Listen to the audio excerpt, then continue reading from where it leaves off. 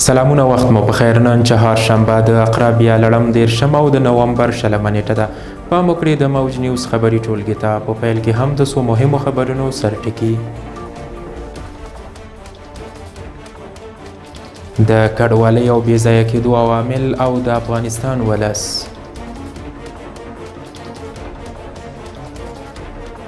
کابل کې د ازبکستان د نوي سفیر باورلیک ومنل شو.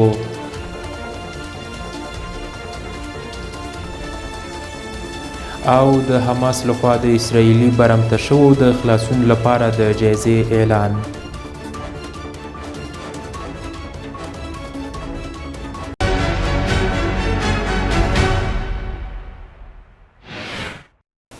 اوس هم بشپړ خبرونه. زه وحید الله توحیدی یم.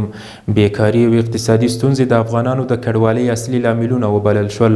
د ملګرو ملتونو د کډوالو لوی کمشنري یونیسیار د راپور له مخې د 2024 کال په لومړیو 9 میاشتو کې له افغانستانه د کډوالۍ اصلي لاملونه بیکاري، اقتصادي ستونزې، د خوړو نه خوندیتوب او د راتلونکي په اړه اندېښنې دي.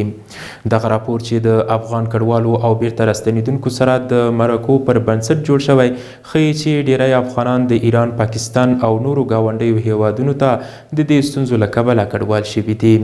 د راپور له مخې په افغانستان کې پر ښځو د تعلیم بندیز، د ژوندانه د لومړنیو خدماتو محدودوالی او په کوربه هیوادونو کې د نیول کېدو او اخراج ګواښونه د بیرته ستنېدونکو اصلي اندېښنې دي. د اقتصادي چارو کارپوهانو هم د کډوالو د زیاتېدو اصلي لامل اقتصادي ستونزې بللي دي. دا راپور په داسې حال کې خپور شوی چې لا هم په ایران او پاکستان کې له 15 میلیونو ډیر افغان کډوال ژوند کوي. د افغانستان لپاره د ازبکستان له لوري نوی ګمارل شوی سفیر خپل باورلیک بهرنیو چارو وزارت ته وړاندې کړ. نن په کابل کې د افغانستان لپاره د ازبکستان جمهوریت نوی ګمارل شوی سفیر ایبک عثمانوف د خپل باورلیک کاپي د افغانستان اسلامي امارت د بهرنیو چارو وزیر مولوي امیر خان متقي ته وړاندې کړه. د هیواد د بهرنیو چارو وزیر د ازبکستان نوي سفیر ته د هرکلي ویلو ترڅنګ هغه ته ډاډ ورکړ چې د افغانستان اسلامي امارت د بهرنیو چارو وزارت به له دوی سره په اړوندو چارو کې بشپړه همکاري وکړي. امیر خان متقي د دواړو هیوادونو ترمنځ سفارتي اړیکو ته په اشارې وویل په پلازمینو کې د دواړو هیوادونو فعال سفارتونه د دوه اړخیزو اړیکو د پرمختګ ښه نښه ده او ټینګار یې وکړ چې د دواړو هیوادونو ترمنځ د سترو اقتصادي پروژو په برخه کې عملي ګامونه پورته شي. په ورته وخت کې ښاغلي عثمانوف وویل دمګړۍ د دواړو هیوادونو ترمنځ د ښه ګاونډیتوب او ورورګلوۍ اړیکې موجودې دي او ژمنه یې وکړه چې د خپل ماموریت په دوره کې به د دواړو هیوادونو ترمنځ د اړیکو د لا پراختیا لپاره هلې ځلې وکړي. د ازبکستان نوي سفیر د دواړو هیوادونو ترمنځ په لوړه کچه د پلاو تبادله د نږدې اړیکو د بیلګې په توګه یاده کړه. ترکیې له نشه یي توکو سره د اسلامي امارت مبارزه او لاسته راوړنې ستایلې. په دې تړاو د کورنیو چارو وزارت ویان مفتي عبدالمتین قانع په خپل ایکس پاڼه په خپور کړي پیغام کې لیکلي چې د یاد وزارت له نشه یي توکو سره د مبارزې معین لوی پاسوال ملا عبدالحق همکار په افغانستان کې د ترکیې سفارت له سلاکار ظفر کیشي او مل پلاوي سره کتنه کړې. یاده کتنه کې دواړو خواو د نشه یي توکو سره په ګډې مبارزې افغان بزګرانو ته د بدیل کښت برابرولو، د روږدو راټولول او درملنې او د ډاکټرانو د وړتیا لوړولو په اړه خبرې اترې کړي. ورته مهال د ترکي پلاوي د نشه یي توکو پر وړاندې د اسلامي امارت مبارزه او لاسته راوړنې ستایلي او په دې برخه کې د اړینو همکاریو ډاډ ورکړی. دا په داسې حال کې ده چې د دې وړاندې د ترانسپورټ او هوایي چلند وزیر ملا حمید الله اخوندزاده او د ترکیې سفیر ترمنځ د ترانسپورټي اړیکو په پراختیا او پیاوړتیا خبرې اترې شوي دي. مولوي عبدالکبیر وایي هیڅ چاته به اجازه ورنکړي ترڅو د افغانستان خاوره د نورو پر وړاندې وکاروي. نوموړی چې د ریاست الوزرا سیاسي مرستیال د یادې څرګندونې په سپیدار ماڼۍ کې د افغانستان لپاره د ایران له سفیر ځانګړي استازي حسن کاظمي قیمي او مل پلاوي سره په لیدنه کې کړي دي. په یاده لیدنه کې د افغانستان لپاره د ایران ځانګړي استازي حسین کاظمي قیمي د ایران هیواد څخه د افغان بندیانو د لیږد په اړه معلومات ورکړل او زیاته کړه چې هیواد یې غواړي ترڅو په سیاسي، اقتصادي او کلتوري برخو کې له افغانستان سره خپلو همکاریو ته دوام ورکړي. د دې ترڅنګ نوموړي په افغانستان کې د نیمګړو پروژو بشپړېدو ته چمتووالی وښوده او ژمنه یې وکړه چې په نږدې راتلونکي کې به د هیواد په یو شمېر پوهنتونونو کې رغنیزې او علمي پروژې پیل کړي.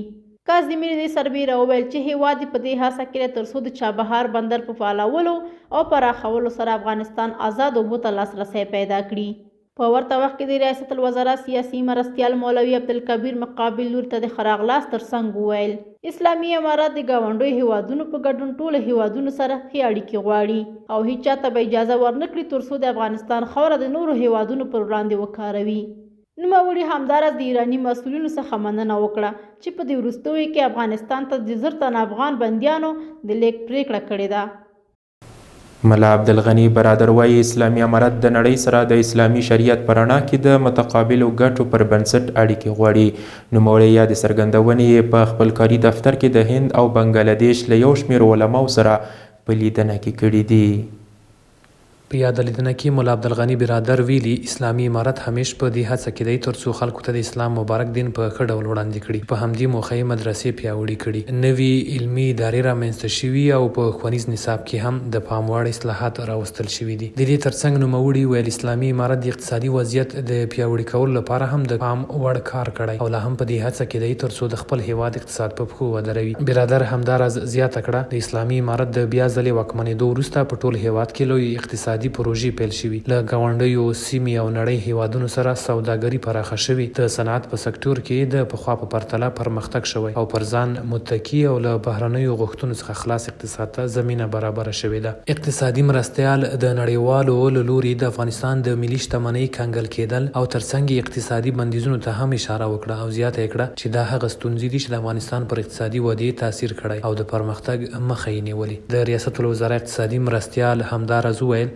اسلامي امارت له ټولې نړۍ سره د اسلامي شریعت په رڼا کې د متقابلو ګټو پر بنسټ د ولاړو سیاسي او اقتصادي اړیکو غوښتونکی دی. په ورته وخت کې د هند او بنګلادیش علماو په افغانستان کې د اسلامي نظام په حاکمیت خوښي څرګنده کړه. دوی سربیره یې د اسلامي نظام د تقویې په برخه کې خپل نظرونه شریک کړل. مالیې وزارت وایي هیواد ته د زرګونه کیلوګرامه قاچاقي توکو د راوړلو مخه نیول شوې. د یاد وزارت مسؤلین وایي چې د ګمرکونو لوی ریاست د ګرځنده څارنې کارکوونکو د تیرې یوې اونۍ په ترڅ کې هیواد ته د شاوخوا 40,000 کیلوګرامه بېلابېلو توکو چې په قاچاقي ډول هیواد ته واردېدل مخه نیول شوې ده. د دغه وزارت څخه په خپاره شوې خبرپاڼه کې راغلي چې یادې توکي په فراه، کندهار، نیمروز، هلمند، هرات او ننګرهار ولایتونو کې نیول شوي دي. د مسؤلینو د معلوماتو له مخې په ترلاسه شوو توکو کې 14,420 کیلوګرامه مالګه، 11,940 کیلوګرامه چاکلیټ، 4,384 کیلوګرامه طبي درمل او 2,951 کیلوګرامه روب، 3,550 کیلوګرامه کاکاو او 2,916 کیلوګرامه ګوړه شامله ده. د دې سربیره په یادو توکو کې 1,540 کیلوګرامه مکروني، 1,115 کیلوګرامه یو ور مصرف شوي لوښي، 940 کیلوګرامه شامپو، 1,150 کیلوګرامه تمباکو او 1,088 کیلوګرامه شیدې، 514 کیلوګرامه کریم، 423 کیلوګرامه د قیلون مواد، 313 کیلوګرامه قهوه، 415 کیلوګرامه لوبیا او 15 کیلوګرامه تار او 15 موټر سکیلونه هم نیول شوي دي. د مالیې وزارت مسؤلین زیاتوي چې ترلاسه شوي توکي او په تړاو نیول شوي کسان د نورو اجرااتو لپاره اړوند ګمرکونو ته سپارل شوي دي. د لوړو زده کړو وزارت سرپرست زابل ته سفر کړی. د لوړو زده کړو وزارت سرپرست شیخ ندا محمد ندیم زابل ولایت ته د سفر په ترڅ کې د دې ولایت له والي مولوي حزب الله افغان یو شمېر نورو ځایي مسؤلینو د میرویس خان نیکه د لوړو زده کړو مؤسسې له استادانو او محصلینو سره کتنه کړې ده. په یاده کتنه کې د میرویس خان نیکه د لوړو زده کړو موسسې رئیس روح الله مشال د خپلې موسسې د لاسته راوړنو فعالیتونو په تړاو توضیحات ورکړي او د ستونزو د حل غوښتنه یې کړې. ورته وخت د لوړو زده کړو وزارت سرپرست د یادې موسسې د فعالیتونو او لاسته راوړنو د ستایلو سربیره د شته ستونزو د حل ډاډګیرنه ورکړي او د علم او علمي مرکزونو، پوهنتونونو او مدارسو په ارزښت او اهمیت یې خبرې اترې وکړي. هغه علم د انسان د دنیا او آخرت د جوړښت او د ښو او بدو ترمنځ د توپیر یوازینۍ وسیله یاده کړه. ښاغلي ندیم همداراز محصلین درسونو ویلو ته وهڅول او ترې وغوښتل چې باید د هیڅ سیاسي ډلو ملاتړ ونه کړي او نه د هغوی په درواغجنو شایعاتو او شعارونو باندې وغولېږي. دا لومړی ځل نه دی چې د لوړو زده کړو سرپرست شیخ ندا محمد ندیم زابل ولایت ته سفر کوي او هلته د یاد ولایت د والي سربیره یو شمېر ځایي مسؤلینو د میرویس خان نیکه د لوړو زده کړو موسسې له استادانو او محصلینو سره د دوی د ستونزو د حل په موخه کتنه کوي، بلکې د دې وړاندې هم د هیواد یو شمېر ولایتونو ته سفرونه کړي او هلته یې د اړوندو پوهنتونونو د استادانو او محصلینو سره د هغوی د ستونزو د حل په موخه کتنې کړي دي. غزنی کې د ترافیکي پیښې له امله 3 کسانو ته مرګ ژوبله اوښتې ده. دغه ولایت د امنیې قومندانۍ مسؤلین وایي چې یاده پیښه د کابل هرات پر لویه لار د قرهباغ ولسوالۍ په مربوطاتو کې رامنځته شوې چې له امله یې 3 تنو ته مرګ ژوبله اوښتې ده. د غزني د امنیې قومندانۍ مطبوعاتي دفتر رسنیو ته ویلي چې دغه پیښه د یو بار وړونکي او موټر سایکل د ټکر له امله شوې چې پکې 2 تنه مړه او یو بل ټپي شوی دی.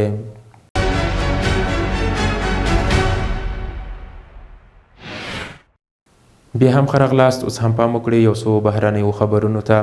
په خیبر پښتونخوا کې د ځانمرګي برید له امله 11 پاکستاني سرتیري وژل شوي. په خیبر پښتونخوا ایالت کې د جاني خیلو امنیتي پوستې ته څیرمه ځانمرګي برید کې 11 پاکستاني سرتیري ووژل شول او څو نور ټپیان شول. د پاکستان استخباراتي چارواکو ویلي بریدګر د چاودېدونکو موادو ډک موټر د پوستې سره ټکر کړ. پیښه د تیر ماښام شاوخوا 7 بجې شوې ده. د برید مسؤلیت تر اوسه چا نه دی منلی.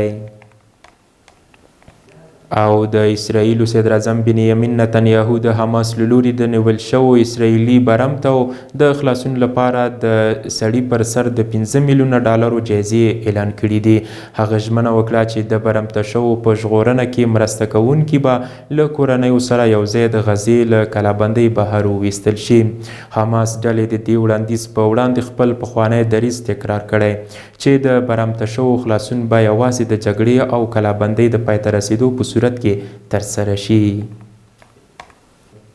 د موج نیوز درنو کتونکو دا و د دې مهال مهم او وروستي خبرونه. تر بیا ښه وخت ولرئ.